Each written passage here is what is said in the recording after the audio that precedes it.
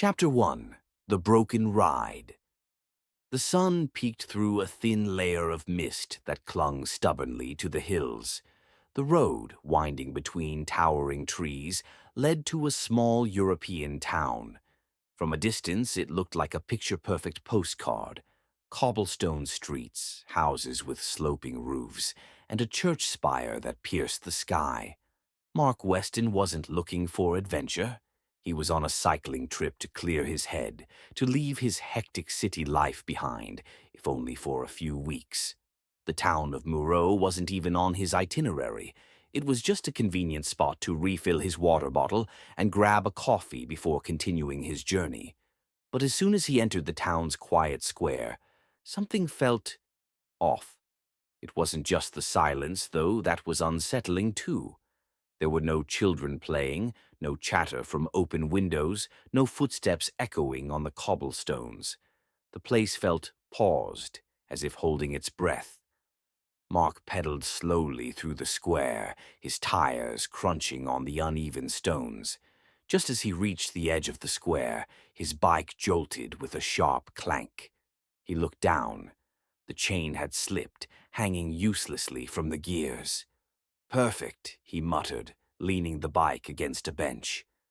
The square was deserted, but the warm light spilling from a small cafe suggested someone was inside.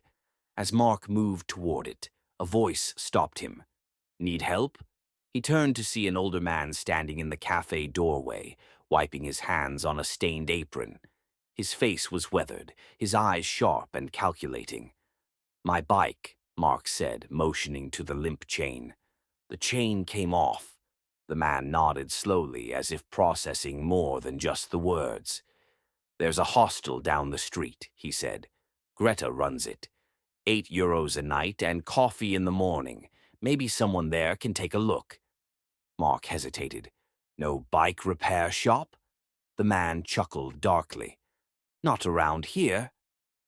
Before Mark could ask anything else, the man turned and disappeared back into the cafe, the door shutting firmly behind him.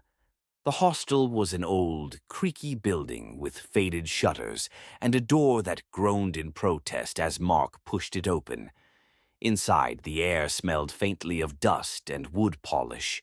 A woman in her 40s, with sharp eyes and a forced smile, stood behind a small counter. "Room?" she asked curtly. Mark nodded. "One night." She slid a key across the counter, the wooden tag bearing the number 5. "Breakfast is at 8. Tea in the corridor. Don't make noise after 10. Mark took the key and climbed the narrow staircase to his room. The wood creaked under his weight, and the hallway lights flickered faintly.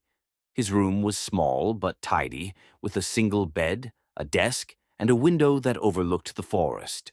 On the desk lay a stack of old maps. One caught his eye. It was marked with faded red ink. Curious, he picked it up.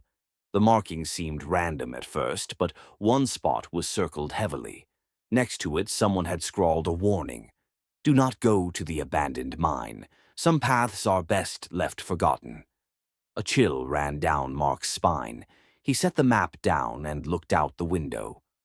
The forest stretched endlessly, dark and quiet.